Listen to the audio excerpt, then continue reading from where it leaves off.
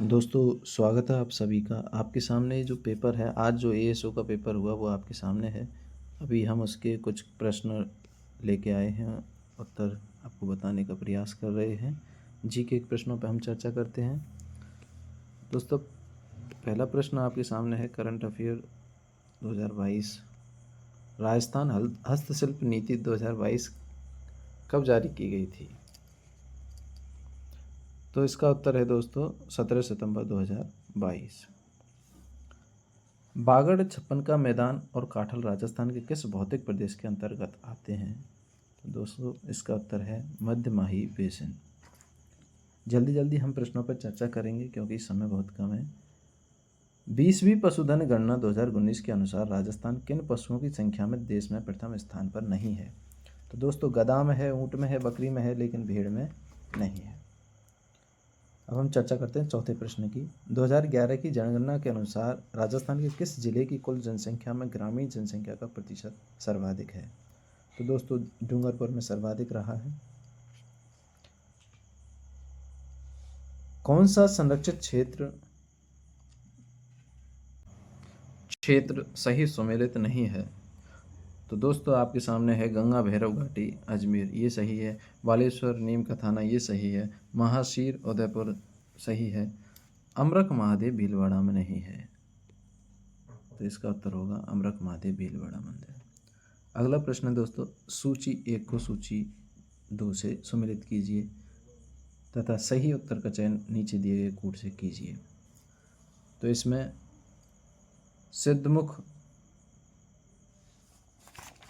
सिद्धमुख जो योजना है, रावी व्यास से हम इसको मिला देंगे। मेजा बांध को मिला देंगे हम कोठारी नदी से। बीसलपुर जो कि बनास नदी पे है। जवाहर सागर जो कि चंबल नदी पे है। दोस्तों इसका ऑप्शन हो जाएगा ऑप्शन नंबर 2, क्योंकि ए में थर्ड है, बी में फर्स्ट है, सी में 4 है, डी में सेकंड। दोस्तों 1 मिनट, नहीं मिल पा रहा है। ये दूसरा ऑप्शन आपके सामने है। अगला प्रश्न हम देखते हैं, ऐसा ही है। सूची 1 को सूची 2 से सम्मिलित कीजिए तथा सही उत्तर का चयन कीजिए। यहाँ पायराइट्स सलादीपुरा, तांबड़ा काला गुमान। दोस्तों इसी से हो जाएगा। सॉरी, तांबड़ा जनकपुर है, तांबड़ा है जनकपुर। पायराइट्स है हमारा सलादीपुरा। पन्ना है काला गुमान, काला गुमान पन्ना की है। बचा बैराइट्स जो कि बालूपुरा है। ये ऑप्शन मिल जाएगा चौथा। ए में सेकंड, पायराइट्स में सलादीपुरा, बी में 4। बिल्कुल सही है चौथा ऑप्शन। अगला क्वेश्चन देखते हैं दोस्तों। 2001-2011 के बीच राजस्थान की जनसंख्या वृद्धि दर कितनी थी? तो दोस्तों राजस्थान की जनसंख्या वृद्धि दर थी उसमें 21.03, जिसमें ग्रामीण थी 19% और नगरीय थी 29%। ऑप्शन नंबर 3 सही होगा। अगला प्रश्न नंबर 9, जिप्सी फेरस मृदा निम्नलिखित में से किस जिले में पाई जाती है? दोस्तों इसका उत्तर है बीकानेर। बीकानेर में पाई जाती है जिप्सी फेरस मृदा। अगला प्रश्न आपके सामने है, कुसुम योजना राजस्थान में विकास के किस क्षेत्र से संबंधित है? तो आप जानते हो कुसुम योजना सौर ऊर्जा से संबंधित है।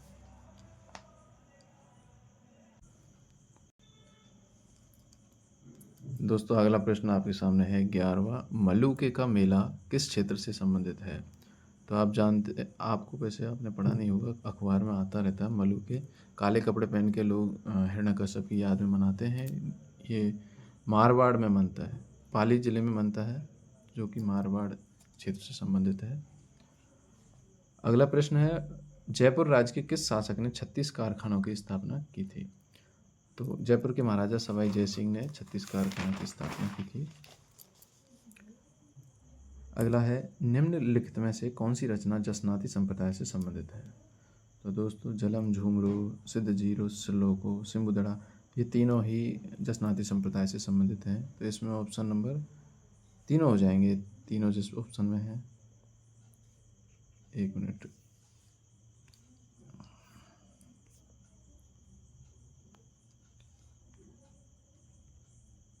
ऑप्शन नंबर 1, 2, 3 दूसरा ऑप्शन हो जाएगा। निम्नलिखित में से कौन सा राजस्थान में प्रयुक्त होने वाला घन वाद्य नहीं है? दोस्तों, थाली धातु की बनी हुई है तो ये घन वाद्य है। झांझ धातु की बनी होती है, ये घन वाद्य है। मंजीरा भी, खंजरी में चमड़े का प्रयोग होता है तो ये अवनद्य वाद्य है।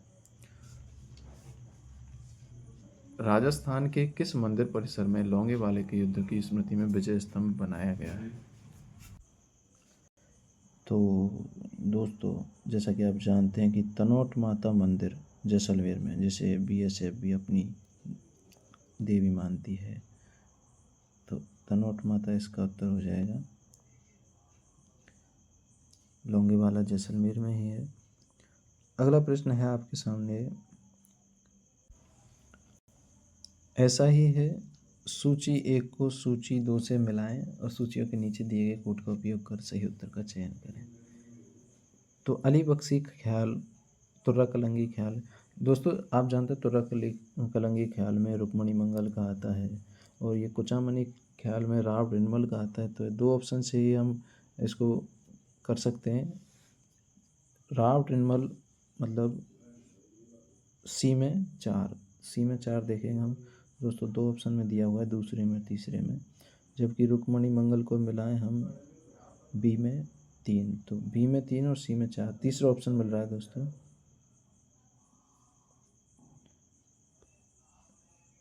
तीसरा ऑप्शन।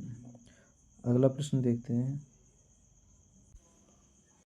अगला प्रश्न है, यमुना स्नान, आँख में चौली, हिंडोला, जन्माष्टमी, अन्नकूट उत्सवों के चित्र राजस्थान की किस चित्रकला से संबंधित हैं?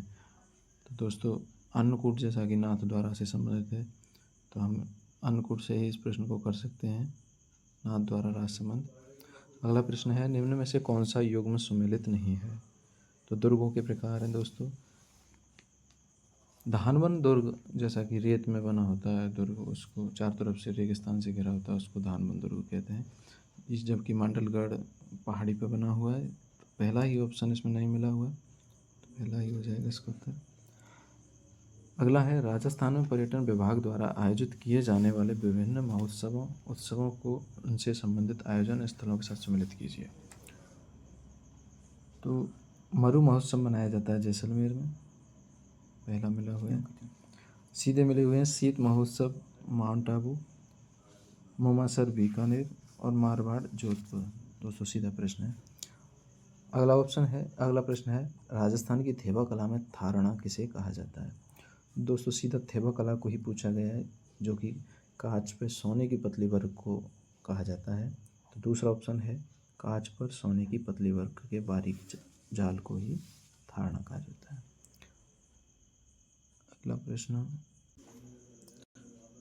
अगला प्रश्न है, राजस्थान के किन शहरों में software technology parks of India स्थापित किए गए हैं? तो दोस्तों, वैसे तो जयपुर और जोधपुर में भी है, लेकिन इसका जयपुर और कोटा उत्तर मानेंगे, क्योंकि ज़्यादा संभावना जयपुर और कोटा ही है। प्रश्न थोड़ा कंफ्यूजिंग वाला है, इसमें हम जयपुर कोटा उत्तर मानते हैं। आप अपना सुझाव कमेंट में दे सकते हैं।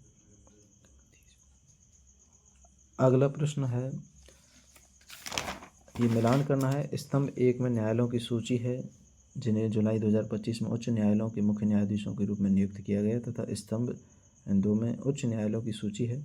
स्तंभ 1 की प्रविष्टियों को स्तंभ 2 की प्रविष्टियों से सम्मिलित करें एवं सही विकल्प का चुनाव करें। दोस्तों, पहला ऑप्शन है न्यायमूर्ति संजीव सचदेवा। पहले ऑप्शन से दोस्तों हो जाएगा ये सवाल। न्यायमूर्ति संजीव सचदेवा मध्य प्रदेश के हाई कोर्ट में आए थे ये। तो पहला ए में 2, ए के ऑप्शन में है दोस्तों, पहला ऑप्शन है जिसमें ए में दूसरे नंबर का मिला हुआ, इसी से हो जाएगा। अगला प्रश्न पढ़ते हैं दोस्तों। केंद्रीय मंत्रिमंडल द्वारा जुलाई 2025 में स्वीकृत की गई प्रधानमंत्री धन धान्य कृषि योजना के संदर्भ में निम्नलिखित कथनों पर विचार करें तथा सही विकल्प का चयन करें। दोस्तों, हमें कथन पढ़ने और कथन चेक करने हैं, क्या दोनों सही है कि दोनों गलत हैं, कौन सा सही है। यह योजना, पहला कथन है, यह योजना 2026-27 से 150 जिलों में लागू होगी। तो दोस्तों, 150 जिले नहीं है, ये 100 जिले हैं, तो पहला भी गलत है। अगला है, योजना का क्रियान्वयन क्रियान्वयन 18 विभागों की 39 मौजूदा योजनाओं, अन्य राज्य योजनाओं और निजी क्षेत्र की स्थानीय भागीदारी के अभिसरण के माध्यम से किया जाएगा। दोस्तों 39 विभाग नहीं है ये 39 योजना नहीं है, ये 36 योजना है। तो दूसरा ऑप्शन भी गलत है, दोनों ही गलत हैं। तो ऑप्शन नंबर 2 इसका सही उत्तर हो जाएगा। अगला प्रश्न है, निम्नलिखित में से कौन सा इलेक्ट्रॉनिक्स घटक विनिर्माण योजना के लक्षित खंड के तहत नहीं आता, जो 8 अप्रैल 2025 को भारत के राजपत्र में एक अधिसूचना के माध्यम से प्रकाशित किया गया था। दोस्तों इसके लक्षित खंड के तहत एसएमडी पैसिव घटक भी है, डिजिटल अनुप्रयोगों के लिए ये नहीं, दूसरा ऑप्शन दोस्तों मल्टीलेयर प्रिंटेड सर्किट बोर्ड भी है, डिस्प्ले मॉड्यूल सब असेंबली भी है, लेकिन ये सिलिकॉन सेल एक अलग योजना से जुड़ा हुआ है, इससे नहीं है। अगला प्रश्न 25 नंबर, भारत संचार निगम लिमिटेड ने अगस्त 2025 में 4 वैश्विक प्रौद्योगिकी दिग्गजों के साथ समझौता ज्ञापन पर हस्ताक्षर किए। इसका उद्देश्य 5G, MIML नेटवर्किंग और डिजिटल प्रौद्योगिकियों में उन्नत प्रशिक्षण प्रदान करना है। तो निम्नलिखित में से कौन सी कंपनी इन 4 में शामिल नहीं है? दोस्तों इसका उत्तर है एरिक्सन इंडिया प्राइवेट लिमिटेड था, नोकिया सॉल्यूशन था, BVK नहीं था, क्वालकॉम टेक्नोलॉजी था। तो इसका उत्तर हो जाएगा BVK इलेक्ट्रॉनिक्स कॉर्पोरेशन। अगला है, राजस्थान AVGC XR नीति 2024 के तहत एनिमेटेड एपिसोडिक श्रृंखला के लिए प्रोत्साहन प्रावधान है। तो दोस्तों एनिमेशन कार्टून श्रृंखला के लिए प्रति इकाई के पात्र व्यय की 30% तक की प्रतिपूर्ति, अधिकतम 50 लाख रुपए। यही पहला ऑप्शन ही इसका उत्तर है।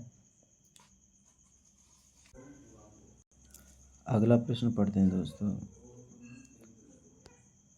आधार फेस ऑथेंटिकेशन के संबंध में निम्नलिखित में से कौन सा कथन सत्य नहीं है? दोस्तों आप जानते हैं आजकल की खबरों से प्रश्न पूछे जा रहे हैं, टेक्नोलॉजी से संबंधित पिछला प्रश्न था ये भी। इसमें कौन सा कथन सत्य नहीं है ये देखना है। 1 जुलाई 2025 को एक ही दिन में अब तक का सबसे अधिक फेस ऑथेंटिकेशन लेन देन दर्ज किया गया। दोस्तों ये सही है। राष्ट्रीय चिकित्सा आयोग के अंतर्गत सभी 850 मेडिकल कॉलेज और संस्थानों में उपस्थिति दर्ज करने के लिए आधार फेस। दोस्तों ये दूसरे ऑप्शन में ही गोलमाल है, ये ही गलत है। 850 मेडिकल कॉलेज नहीं है, जबकि और बाकी के नीचे के दोनों ऑप्शन सही हैं। अगला प्रश्न करते हैं, समय बहुत कम है दोस्तों। भारत के प्रधानमंत्री को 2025 में घाना के राष्ट्रपति द्वारा कौन सा पुरस्कार प्रदान किया गया? तो घाना का सर्वोच्च पुरस्कार प्रधानमंत्री को दिया गया है, जिसका नाम है officer of the order of the star of घाना। पहला ही ऑप्शन इसका उत्तर हो जाएगा। अगला प्रश्न पढ़ते हैं दोस्तों, अगस्त 2025 में भारत के अपने तरह के पहले अत्याधुनिक पशु स्टेम सेल बायोबैंक और पशु स्टेम सेल प्रयोगशाला का उद्घाटन किया गया। तो दोस्तों इसका उत्तर हो जाएगा राष्ट्रीय पशु जैव प्रौद्योगिकी संस्थान हैदराबाद। अगला प्रश्न है, 5 अगस्त 2025 को कॉन्स्टिट्यूशन क्लब ऑफ राजस्थान में आयोजित समारोह में इंडोनेशिया में हिंदू पुनरुत्थान पुस्तक का विमोचन किया गया। दोस्तों ये पुस्तक लिखी थी रवि कुमार अय्यर ने, जिसका विमोचन किया था वासुदेव देवनानी ने। इसका उत्तर हो जाएगा रवि कुमार।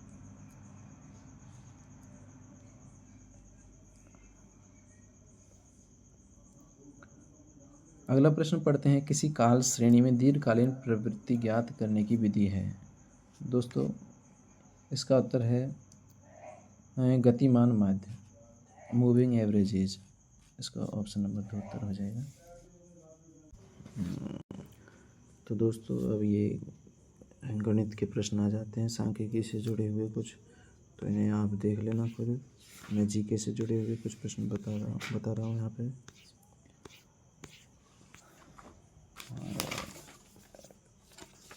ये गणित के प्रश्न चल रहे हैं।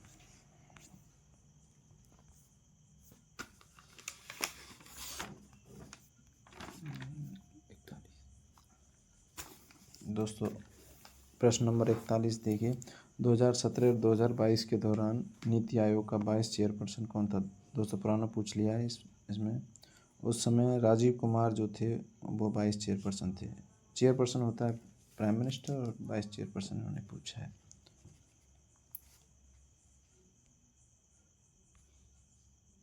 ये एक सांख्यिकी से जुड़ा हुआ है जो कि संवैधानिक समझ से जुड़ा हुआ है। क्या राष्ट्रीय प्रतिदर्श सर्वेक्षण संगठन NSSO और केंद्रीय सांख्यिकी संगठन CSO वैधानिक निकाय है? तो दोस्तों संविधान में इनका कोई उल्लेख नहीं है, कोई अनुच्छेद से ये जुड़े नहीं है, तो ये वैधानिक निकाय हैं। वैधानिक निकाय वे होते हैं जिन्हें किसी विधि द्वारा बनाया जाता है। तो दूसरा ऑप्शन इसका सही उत्तर होगा।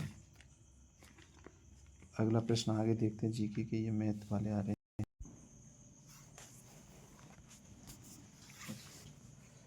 अगला प्रश्न है दोस्तों, राजस्थान में 19वीं पशुधन जनगणना कब की गई?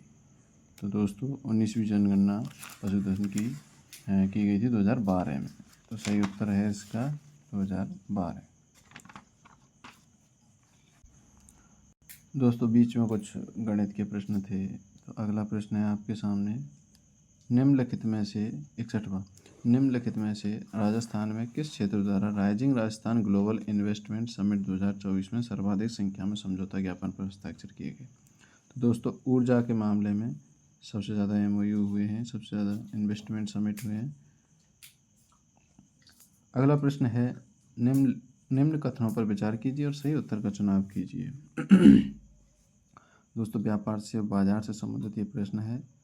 पहला ऑप्शन है, जब किसी वस्तु की मांग लोचदार है तो कीमत में वृद्धि होने पर कुल आगम में कमी होगी। तो दोस्तों जब वृद्धि कर देंगे कीमत में तो मांग घट जाएगी, यदि लोचदार है तो आगम में कोई कमी नहीं होगी। तो पहला भी गलत है। कुल आगम में कमी होगी मतलब सही है ये बात, पैसे नहीं आएंगे, कोई खरीदेगा नहीं चीज़ें। अगला, यदि मांग बेलोचदार है मतलब मांग फिक्स है, डिमांड है फिक्स है, तो कीमत बढ़ाने पर भी आगम में वृद्धि होगी। ये भी बात सही है। दोनों ऑप्शन सही है दोस्तों। ऑप्शन नंबर 2 इसका उत्तर होगा। अगला प्रश्न है, आवधिक श्रम बल सर्वेक्षण के अनुसार राजस्थान में वर्ष 2023-24 में बेरोजगारी की दर क्या थी? तो दोस्तों 4.2% बेरोजगारी दर थी 2023-24 में। अगला प्रश्न है, निम्न में से कौन सा कीमत सूचकांक भारत में हेडलाइन मुद्रास्फीति को मापने के लिए प्रयुक्त किया जाता है?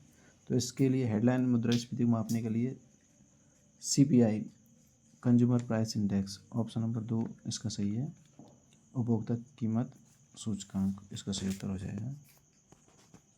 अगला प्रश्न देखते हैं दोस्तों। अगला प्रश्न है, राजस्थान में सूक्ष्म लघु और मध्यम उपक्रमों के लिए पावती सर्टिफिकेट का क्या उपयोग है? दोस्तों MSME में जो एक्नॉलेजमेंट सर्टिफिकेट है उससे यह इकाइयों को राज्य के कानूनों के अंतर्गत 5 वर्ष के लिए छूट देता है। ऑप्शन नंबर 3 इसका उत्तर सही हो जाएगा। अगला प्रश्न पढ़ते हैं, बहुआयामी गरीबी सूचकांक 2023 से संबंधित निम्नलिखित कथनों पर विचार कीजिए और नीचे दिए गए कोड का प्रयोग करते हुए सही विकल्प का चयन कीजिए। राजस्थान का बहुआयामी गरीबी सूचकांक 15.31% है, जो महत्वपूर्ण प्रगति को दर्शाता है। सही है दोस्तों। ये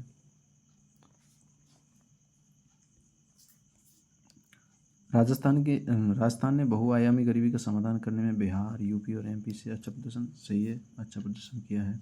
राजस्थान बहुआयामी गरीबी का समाधान करने में केरल, तमिलनाडु व गुजरात से पीछे है। ये भी सही है दोस्तों। तो जिस ऑप्शन में तीनों सही है वही उत्तर होगा। अगला प्रश्न पढ़ते हैं दोस्तों।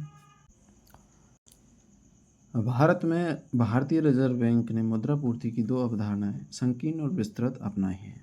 तो जिसमें संकीर्ण मुद्रा पूर्ति के घटक निम्न में से कौन से हैं? दोस्तों संकीर्ण मुद्रा पूर्ति जो है उसमें जनता के पास मुद्रा और व्यापारिक बैंकों की मांग जमाएं और भारतीय रिजर्व बैंक के पास अन्य जमाएं आती हैं, जिसे M1 भी हम कहते हैं। पहला ऑप्शन इसका सही उत्तर होगा दोस्तों। अगला प्रश्न पढ़ते हैं, वर्ष 2024 में निम्न में से किस देश के अधिकतम पर्यटकों ने राजस्थान की यात्रा की? तो दोस्तों ये ऊपर नीचे होते रहते हैं, परंतु वर्तमान में संयुक्त राज्य अमेरिका से सबसे ज़्यादा पर्यटक राजस्थान में आते हैं। अगला प्रश्न है, पूर्ण प्रतियोगी बाजार में निम्न में से कौन सी शर्त है जो यह सुनिश्चित करती है कि फर्म दीर्घकाल में केवल सामान्य लाभ ही प्राप्त करेगी? दोस्तों सामान्य समझ का प्रश्न है। ऑप्शन नंबर 4 देखिए, सभी फर्मों के उत्पाद का सजातीय होना। दोस्तों सभी फर्में एक जैसा उत्पाद प्रोड्यूस करेंगी तो जाहिर है कि किसी का भी उत्पाद खरीदा जा सकता है तो सामान्य लाभ ही प्राप्त करेगी। तो ऑप्शन नंबर 4 इसका सही उत्तर होगा।